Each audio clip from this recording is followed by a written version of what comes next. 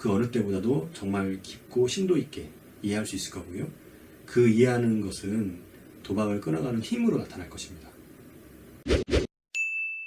슬기로운 단도박생활 가족 여러분, 안녕하세요. 상담하는 남자입니다.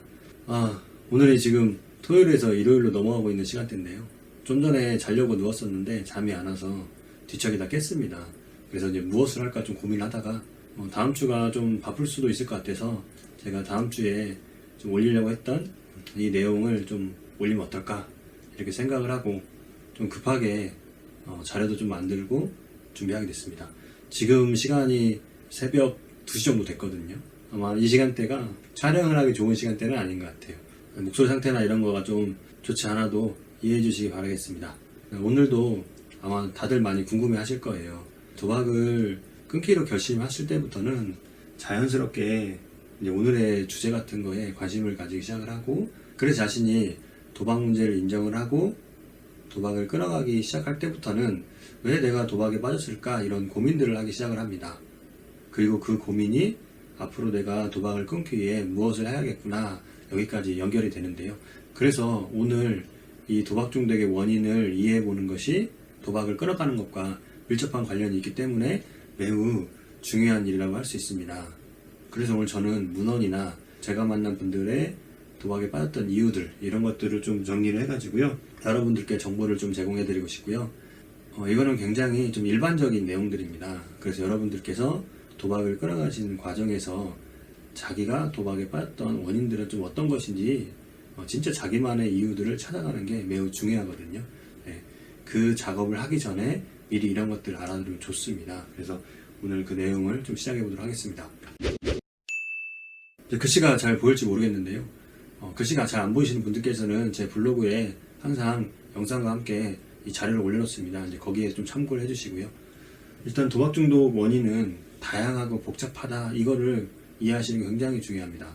단순하게 내가 돈을 벌고 싶어서 돈을 잃었기 때문에 도박에 빠졌다, 이것도 도박 중독의 원인에서 제외되는 부분은 아닌데요. 그렇게 도박 문제가 단순하지 않습니다. 어떤 분들은 똑같이 돈을 따고 똑같이 돈을 잃었는데도 도박에 빠지지 않는 분들이 있거든요. 그렇기 때문에 우리가 다양하고 복합적으로 도박 문제를 생각해 볼 수 있어야 되는데요. 그래서 저는 첫 번째로 도박과 도박 외의 것을 구별해 보는 것을 해봤으면 좋겠습니다. 이유는 우리가 도박 중독 이유를 찾을 때 대부분 도박 때문에 도박에 빠졌다라고 생각하는 경우가 많거든요.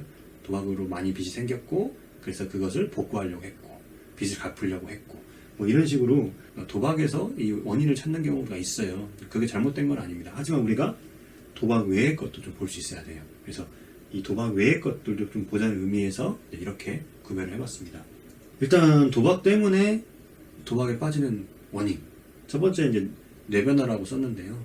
이 말을 다른 말로 하면 신경생물학적인 요인, 이렇게 얘기를 할 수 있고요. 여러분들이 도박 문제가 있어서 고민이 됐던 분들이 인터넷을 통해서 정보를 통해서 찾아보면 도파민 얘기 나옵니다. 세로토닌 이런 얘기 나오거든요. 뇌에서 신경전달 물질이 또 호르몬이 이런 얘기들이 나오는데 이 뇌의 변화가 바로 그런 변화입니다. 뇌의 변화에 대해서 몇 가지가 있는데 제가 그냥 간단하게 이해를 돕기 위해 좀 설명을 드리면 도파민 얘기 많이 들어보셨죠? 그 도파민에 대해서 좀 설명을 드려볼게요. 이 도파민은 나쁜 게 아니거든요. 우리가 삶을 살아가면서 삶을 유지할 수 있도록 우리 뇌는 시스템화 돼 있어요. 그래서 내가 내 생존에 이로운 일들을 하면 우리는 앞으로 그것도 계속해서 더 하라고 뇌에서 시스템돼 있습니다. 그 시스템 방식이 내가 나한테 이로운 행동, 살아가는데 좋은 행동을 하면 그 행동을 할 때 기분을 좋게 만들어줘요. 예를 들면 배고픈데 밥을 먹는다거나 중요한 시험에 합격을 했다거나 이런 식으로 내가 뭔가 나한테 잘한 행동에 대해서는 그때 기분을 좋게 만들어줍니다.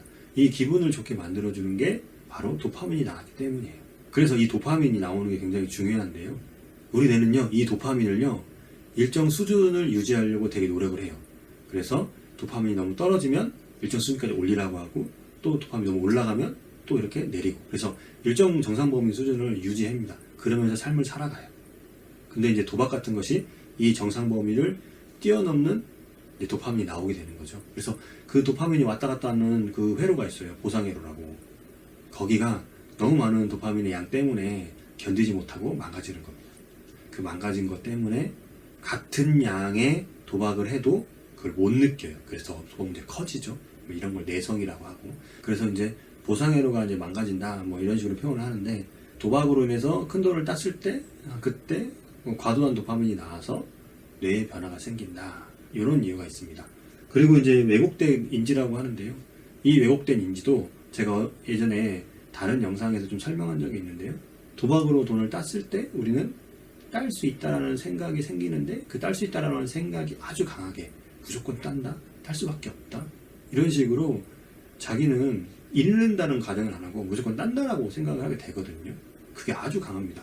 그런 생각을 왜곡된 인지, 인지 오류, 생각의 오류, 사고의 오류, 인지의 오류, 이런 식으로 얘기를 합니다. 그리고 뭐 또 비합리적 신념 뭐 이렇게도 얘기를 하거든요. 이제 그런 게 생기고, 그 다음에 도박 빚 때문에 또 다시 또 문제가 발생을 하죠. 예를 들면 빚이 너무 많아가지고 그 빚 때문에 굉장히 빚을 갚아야 되는 압박감도 크게 느끼고, 그래서 다시 그 도박을 하고, 또 독촉이 오니까 견디려면 굉장히 힘들죠.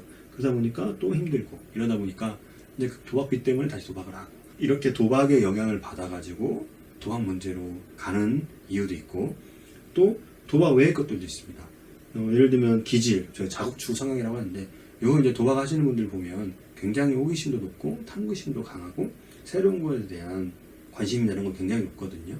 그런 이제 자극추구 성향이라고 합니다. 기질은 이제 타고나는 거잖아요. 자기가 가지고 태어나는 건데, 이제 그런 자극추구 성향이 높다, 이제 이런 것도 있고요. 또 성격인데, 성격도 여러 가지가 있는데 낮은 자율성이라고 했습니다. 자율성 같은 경우는 이제 삶을 조절하는 능력과 연결이 되어 있거든요. 이제 그런 것들이 낮고, 반대로 얘기하면 굉장히 의존적인 성격이라는 거예요. 책임감이 약하다, 뭐 이런 거라고 얘기할 수 있습니다.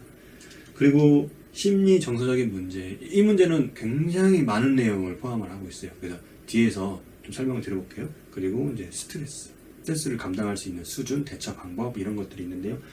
그래서 여기서는 우리가 도박에 빠지는 이유가 도박 때문에 도박에 빠지는 것도 있지만, 도박이 아닌 도박 외의 것 때문에 도박에 빠지는 경우도 있다. 이것을 잘 기억해 주셨으면 좋겠습니다. 자, 그리고 이제 사실은 오늘 이 얘기를 더 말씀을 드리고 싶었습니다. 제목은 도박 중독 원인 분류법, 이렇게 제가 적어봤는데요. 선행 요인, 촉발 요인, 유지 요인, 이런 식으로 이제 구분이 돼요. 이 분류법이라는 말은 제가 그냥 붙인 거예요. 여러분들의 이해를 돕기 위해서 제가 그냥 붙인 겁니다. 그래서 선행 요인, 촉발 요인, 유지 요인, 이제 이렇게 요인들이 구분되어 있다, 이렇게 이해를 하시면 될 것 같아요.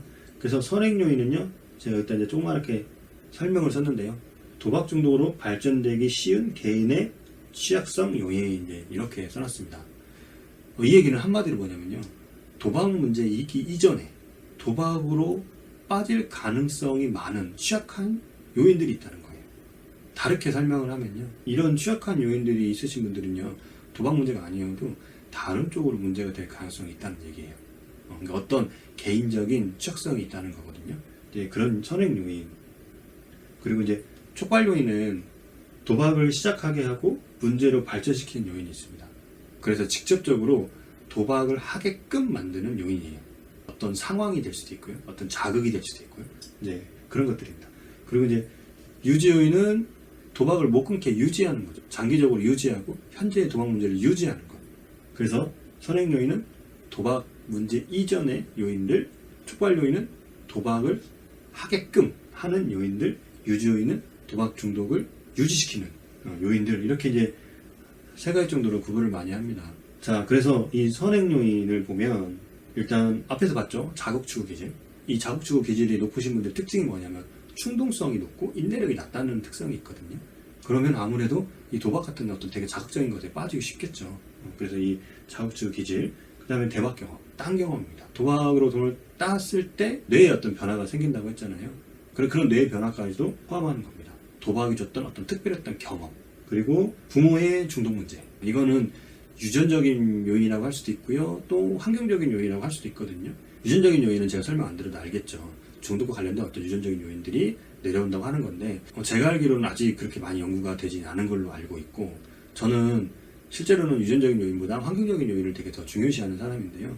과거에 어떤 암 연구가 있었어요.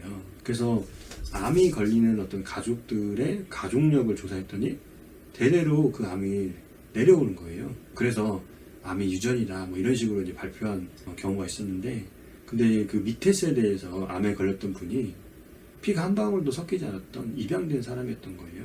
그래서 이제 연구를 또 다시 하게 됐죠. 그래서 나왔던 게 뭐냐면 이 암과 관련된 특정한 삶의 방식, 환경적인 요인이 있다. 이런 식으로 또 연구가 됐거든요. 그러니까 이 부모의 중독 문제가 있다고 하면 꼭 어떤 유전적인 요인뿐만 아니라 중독 문제를 일으키는 환경적인 요인도 잘 찾아보셔야 돼요. 제가 만난 이 도박 문제가 있는 분들은요, 아버지나 할아버지 세대에 도박 문제나 알코올 문제나 이런 중독 문제가 있는 분들이 굉장히 많습니다. 그러면 이제 이 중독 문제 있는 가정에서 어떤 분위기가 있겠죠. 그 중독 문제 생겼던 원인이 있겠죠.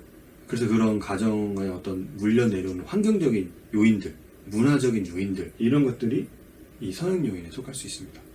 그리고 심리 정서적인 문제라고 제가 했는데요. 이 부분도 굉장히 많습니다. 이 부모의 중독 문제가 있는 자녀 밑에서 자란 아이가 얼마나 힘들게 자랐겠어요. 그리고 뭐 예를 들면 학대나 폭력이나 방임이나 이런 것들이 가정에서 여러 가지가 있을 수 있고, 또 살아가면서 어떤 큰 트라우마 같은 사건들을 경험할 수 있죠. 뭐 왕따를 경험한다거나 어떤 또 사고가 되게 크게 난다거나, 그러면서 이제 이런 문제들이 도박 문제로 가는데, 조금 더 구체적으로 말씀드리면 아까 어떤 겪었던 사건들 때문에 뭐 공황장애나 조울증이나 트라우마나 또 성격적인 부분에서도 여러분들 사이코패스라고 많이 들어보셨죠. 그 사이코패스가 반사회성 성격장애거든요. 또 경계선적 성격장애라는 것도 있거든요. 이런 성격장애가 있어요. 이런 성격장애들도 중독으로 굉장히 많이 넘어옵니다. 그래서 심리정서적인 문제가 이미 도박 전에 있었던 거죠. 그래서 이런 거를 선행요인이라고 합니다. 이런 분들이 도박을 만났을 때 실제로 잘 빠질 가능성이 매우 크다라고 할 수 있습니다.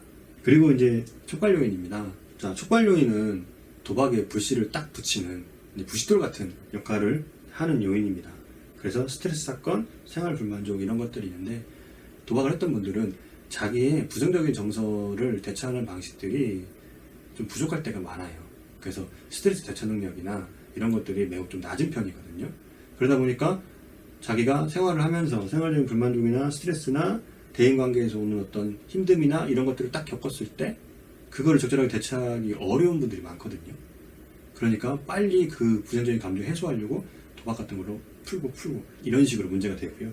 그 다음에 뭐 추심도 마찬가지죠. 추심을 어느 정도 견뎌야 되는데 견딜 수 있는 능력이 그 한계치가 굉장히 낮은 거죠. 그러니까 조금만 뭐 해도 되게 불안하고 초조하고, 그러면서 다시 도박을 하게 되고. 그리고 물질 사용 남용 이렇게 썼는데, 이 물질 사용 남용은 도박을 잘 참다가 술을 먹으면 도박을 하러 가신 분이 있어요. 이런 것들 말하는 거예요. 그리고 이제 돈이 생긴다. 예를 들면 도박을 잘 끊어가다가도 부모님들이 야 빚을 갚아라 해가지고 돈을 막 몇백 줘요. 그러면 정말 갑자기 그 돈 받고 도박을 해버거든요. 돈 받기 1초 전까지도 도박을 할 생각이 없거든요. 근데 돈 딱 받으면 해버려요. 이런 식으로 돈이 생기면 하고요. 또 뭐 상여금을 받는다거나 예기치 못하게 어떤 돈이 생겼을 때 도박을 하게 되는 경우가 있습니다. 그리고 이제 유지요인은 왜곡된 인지, 제가 앞에서도 말씀드렸죠. 도박으로 돈을 딸 수 있다고 하는 생각이 굉장히 안 바뀐다고, 그런 거 말하는 거예요. 그리고 심리 정서적인 문제, 우울하거나 불안하거나 앞에서 말했던 이런 문제가 같은 이런 문제입니다. 그리고 도박빚은 워낙 크기 때문에 한 번에 갚을 수 있는 상황이 아니고 오랫동안 꾸준히 갚아야 되잖아요. 그러니까 이제 빚이 이제 그대로 이렇게 유지되어 있는 거죠. 이제 그런 것들도 도박 행동을 유지하게끔 만드는 유지요인이고요. 그 다음에 가족관계. 이 가족관계도 이쪽에서 말하는 어떤 부모의 중독 문제 등등등의 가족관계도 당연히 포함되고요. 제가 가족관계 옆에 재발이라고 썼는데요. 우리가 재발하면 도박 문제가 재발됐다라고만 생각을 하잖아요. 근데 실제로 도박 문제가 재발되는 과정을 보면 가족들이 먼저 재발되거나 함께 재발되는 경우가 굉장히 많아요. 그래서 도박을 잘 끊어가다가 한 2, 3년 됐어요. 그러니까 가족들이 야 이제는 통장 관리 네가 해라 해서 통장을 줘버리죠.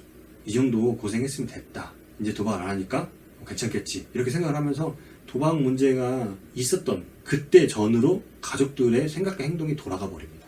이런 거를 이제 가족의 재발이라고. 이 가족의 재발 되게 무서워요. 그래서 이 영상을 가족들이 보신다면 가족들의 재발에 대해서 한번 생각을 해보셔야 되는데, 가족들이 재발된다고 하는 이유는 뭐냐면 도박 문제에 대해서 정확하게 이해를 못하고 있을 가능성이 커요. 그런 것들이 계속 도박하게끔 만드는 유지요인이 될 수 있습니다. 그래서 우리는요, 도박을 끊어갈 때 도박을 끊어가는 결심을 하는 단계에서 우리가 도박의 원인을 찾아갈 때 최소한 3개의 질문을 해봐야 돼요.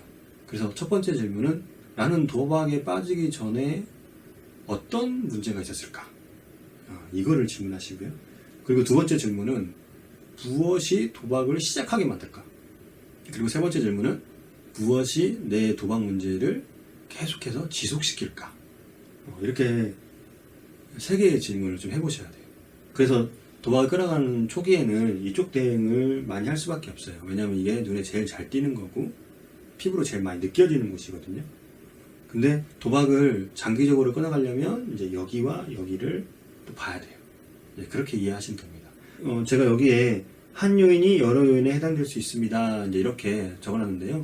여기에 보시면 심리정서적인 문제, 심리적인 정서적인 문제 이렇게 양쪽에 써놨는데 어느 하나의 요인이 여러 군데에 들어갈 수 있다는 거예요.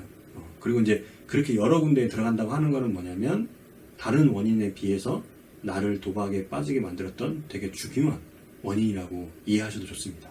그러면 이제 도박을 끌어갈 때 당연히 그거를 또 중점적으로 다뤄야겠죠.